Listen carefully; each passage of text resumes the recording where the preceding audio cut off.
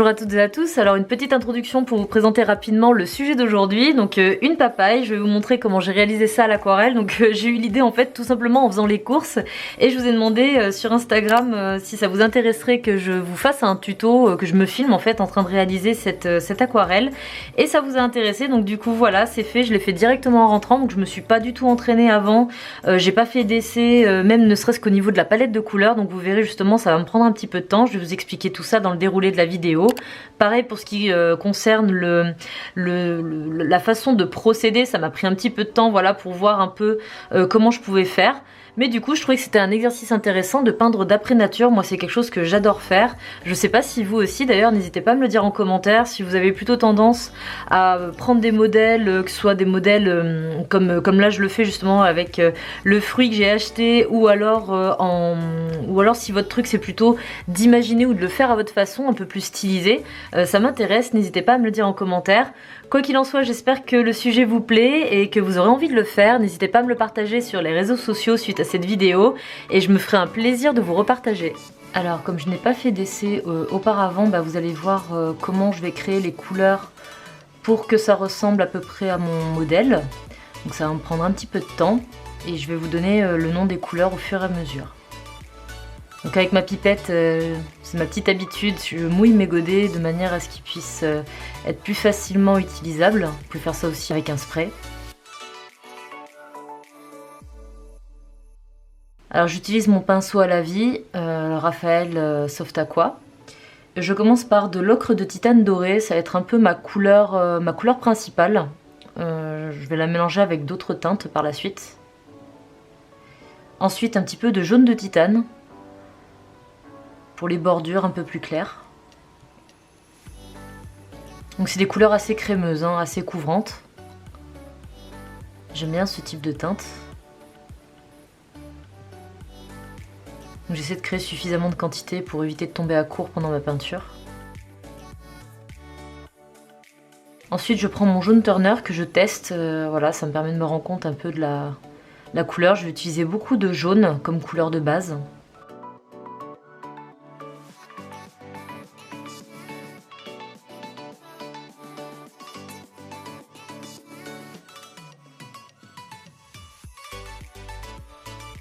Pour les pépins, je prends un petit peu de brun sépia. C'est un brun gris un peu foncé.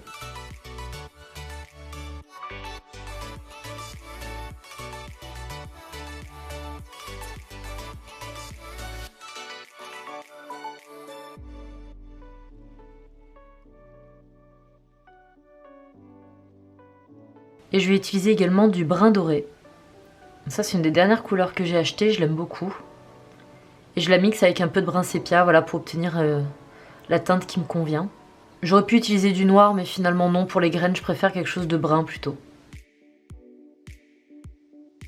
Alors là, je prends mon vert or transparent pour la peau.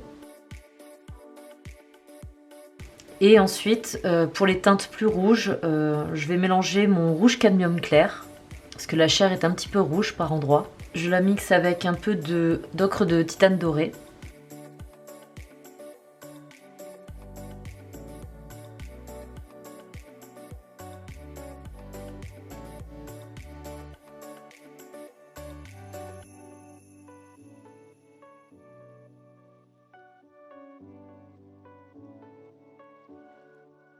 Et donc là je vais tracer, je vais pas peindre directement comme ça parce que je veux quelque chose d'assez bien défini, d'assez réaliste, puisque je travaille d'après nature, d'après mon modèle. Donc je vais uniquement tracer les contours. Alors je pense pas que vous verrez grand chose à l'image, mais bon, voilà, je vous montre un petit peu comment je fais. Donc je vais uniquement tracer les contours et un petit peu la forme au centre, où il y aura les graines, de manière à pouvoir d'abord travailler sur la chair et ensuite travailler sur les graines.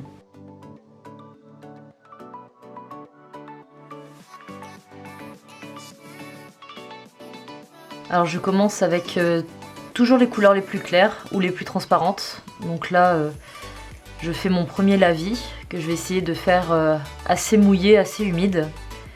Donc j'essaie de peindre rapidement de manière à pouvoir travailler les différentes nuances.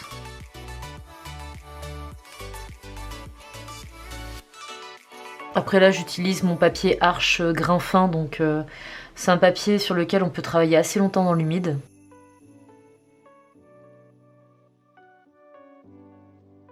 Voilà, je commence léger.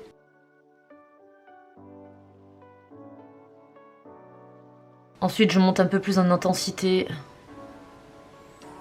avec mes autres teintes de jaune et d'ocre.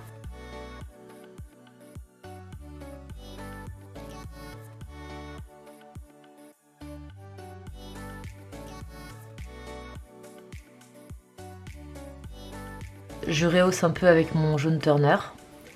Donc là je fais vraiment au fur et à mesure, hein. Je passe mon temps en fait entre ma palette, mon sujet et puis ce que je suis en train de peindre. Donc là progressivement je vais peindre dans les tonalités plus orangées.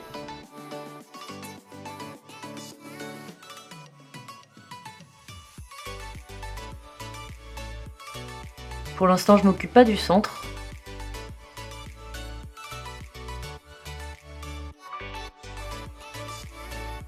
Et donc voilà, sans attendre, de manière à pouvoir faire en sorte que la couleur se diffuse de manière harmonieuse, je peins directement voilà, la chair avec ma teinte rouge orangé. Je cherche pas forcément à ce que l'aspect de mon lavis soit très uniforme et ni très lisse, parce que comme on le voit sur la chair du fruit, il y a quand même des petites marbrures, des choses comme ça.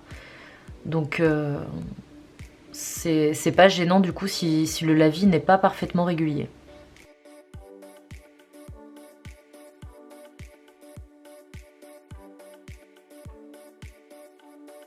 Donc là c'est une étape où j'utilise pas mal d'eau, puisque comme la couleur se diffuse, elle perd un petit peu en intensité au fur et à mesure qu'elle se répand sur la surface.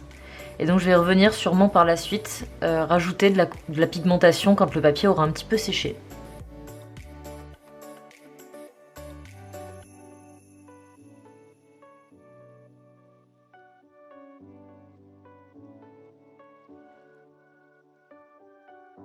Voilà, je vois que sur le côté droit, le fruit est un petit peu rouge.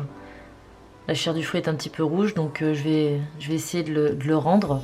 Donc là, voilà, c'est un travail d'observation, un travail de patience. Et voilà, c'est pour ça que j'ai bien pris le fruit dans la main pour pouvoir le voir dans le même éclairage en fait que ma feuille. Parce que sinon, posé plus loin, j'ai pas la même perception des couleurs.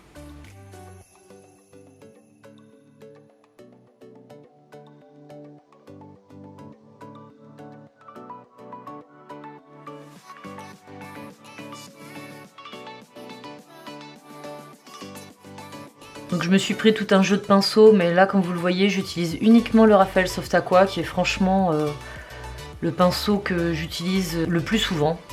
Parce qu'il est vraiment super. Je m'en suis racheté un d'ailleurs récemment parce que je l'use assez vite du coup.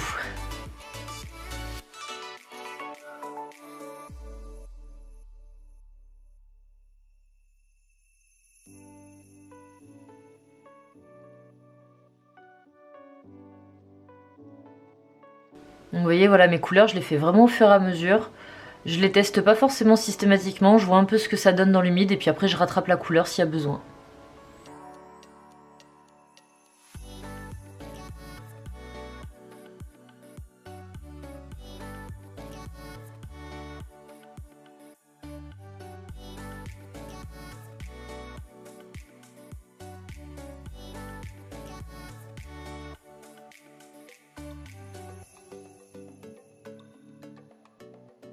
Vous voyez que je monte petit à petit en intensité, en pigmentation, au fur et à mesure que ma feuille sèche, puisque la couleur se diffuse moins, donc elle reste un peu plus concentrée là où je l'ai appliquée.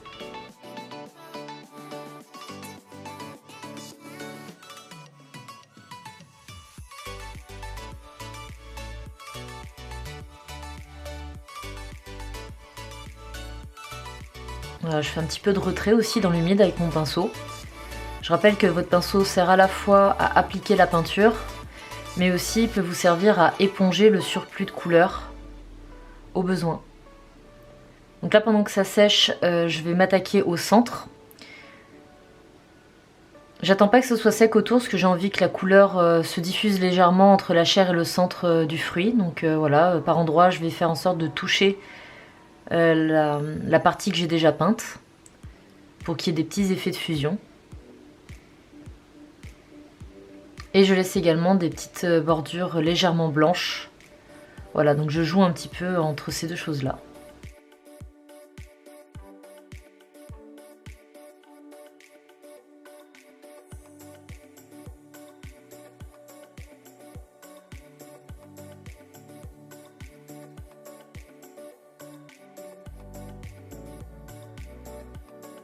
Donc là je peins la peau en fait, la ligne de la peau en vert, vert or transparent dans un premier temps. J'ai fait en sorte de pas trop attendre non plus que la peinture soit pas parfaitement sèche pour qu'il y ait pareil des petits effets de fusion par endroits. Mais très léger, je veux pas que le vert se répande trop dans la chair.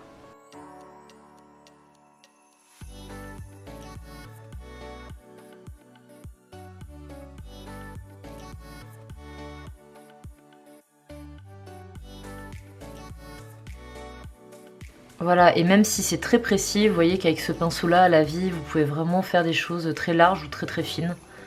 Il est vraiment très polyvalent. Là, avec mon marron doré, je fais un petit peu la base de la queue du fruit,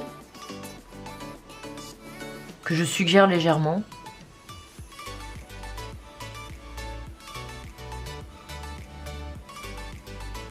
Et vous voyez que la couleur quand même a pas mal terni hein, avec le séchage, donc je vais retravailler par la suite.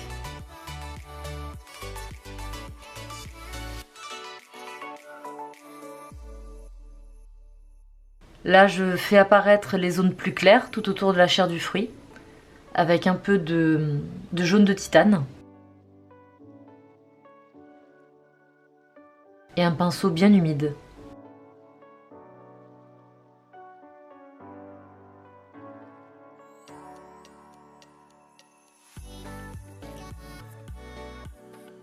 Alors je vois que la chair est un petit peu trop rouge, donc je vais la faire tirer un peu plus vers l'orangé. Et surtout la repigmenter. Vous voyez que le papier est encore pas mal humide, hein, donc ça fait déjà un petit moment que je travaille dessus. Pour ça, le Arches grain fin, il est vraiment super. C'est aussi pour ça que beaucoup d'aquarellistes l'utilisent et l'apprécient.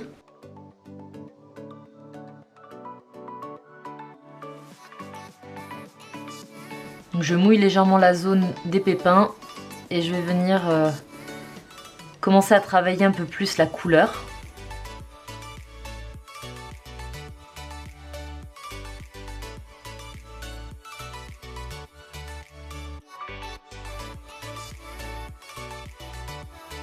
Petite retouche au niveau de la base de la queue avec un pinceau plus fin.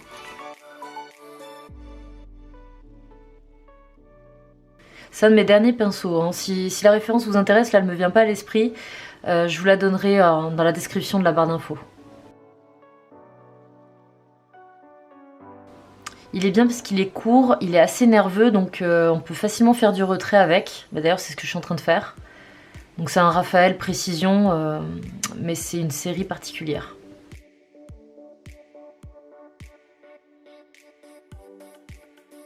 Donc à nouveau je rehausse en orange la chair du fruit. Parce que ça me convient toujours pas. Je frotte pas trop non plus pour pas trop retirer la couche du dessous. Pour éviter de faire des effets de taches ou d'auréoles. Bon, après avec ce papier là ça va, on n'a pas trop ce risque là. Voilà, et avec mon mouchoir je vais venir tamponner les endroits où la peinture a débordé. De manière à garder le contour du fruit un peu plus clair que la chair.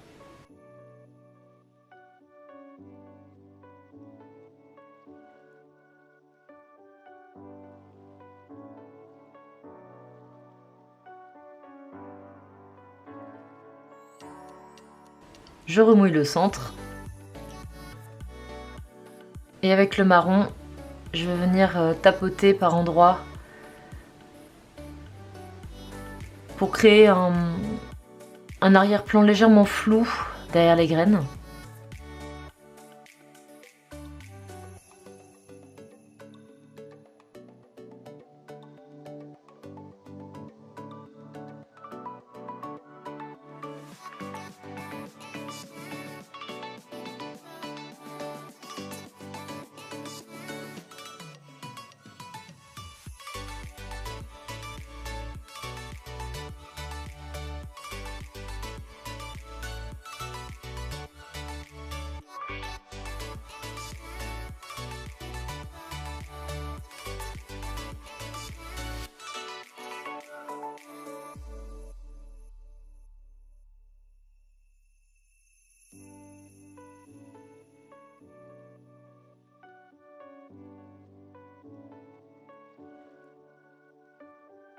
Donc je fais une petite retouche, un petit peu de retrait.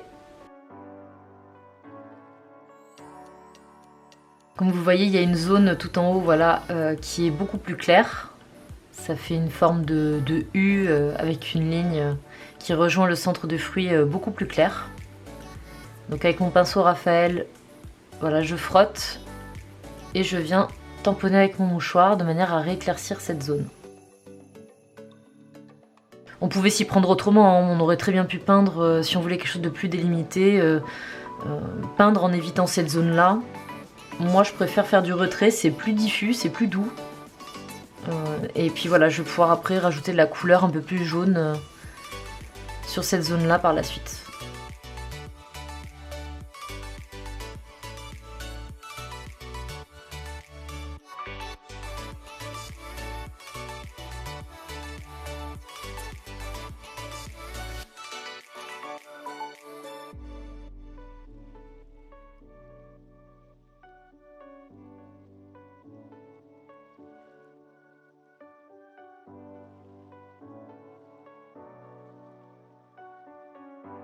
Donc là, maintenant que c'est sec, je vais pas peindre directement voilà, les graines, parce que comme je veux que ça ressemble un peu plus au modèle, je vais essayer d'abord dessiner les graines pour pouvoir les peindre en fait. Donc ça, vous n'êtes pas obligé de le faire, vous pouvez très bien peindre directement avec votre pinceau, vu que c'est des ronds qui sont les uns à côté des autres, voilà, c'est pas gênant. Moi je préfère faire comme ça. Donc là j'utilise mon fluide de masquage que j'applique par petites touches pour faire des petits reflets sur les graines. C'est aussi pour ça que je les ai dessinées avant, c'est pour savoir où appliquer mon fluide.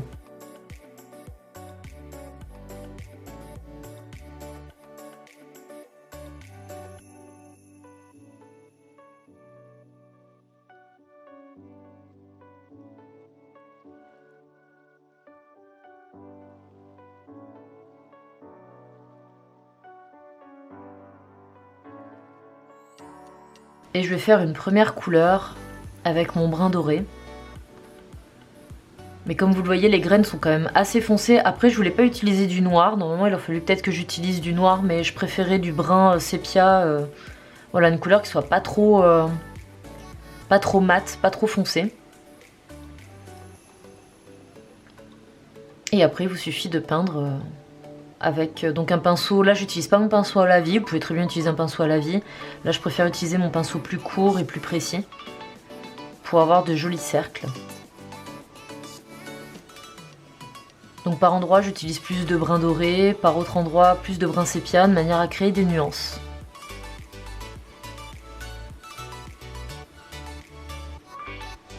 Donc là, c'est assez répétitif.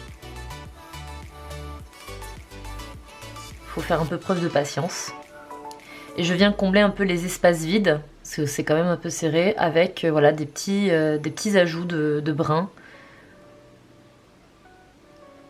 pour suggérer la superposition des graines.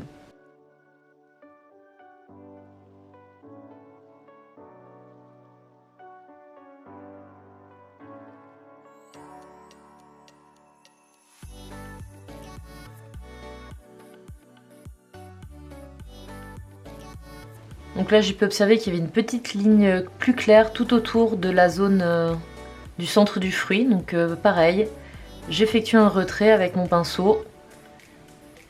Ça se fait assez facilement sur ce papier là.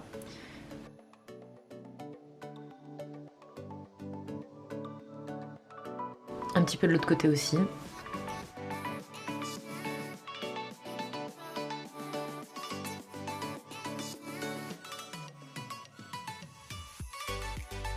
Je fonce à nouveau encore quelques graines.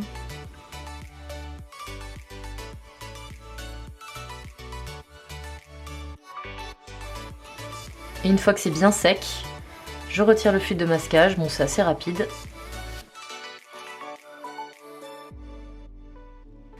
Et voilà, mon tuto d'aquarelle d'après nature est terminé. Je suis super contente d'avoir réalisé ça. Je pense que je vais réitérer l'expérience parce que ça m'a vraiment beaucoup plu. N'hésitez pas à vous abonner à ma chaîne si c'est pas déjà fait et à activer la petite cloche pour ne pas manquer les prochaines vidéos. Et je vous dis à très bientôt.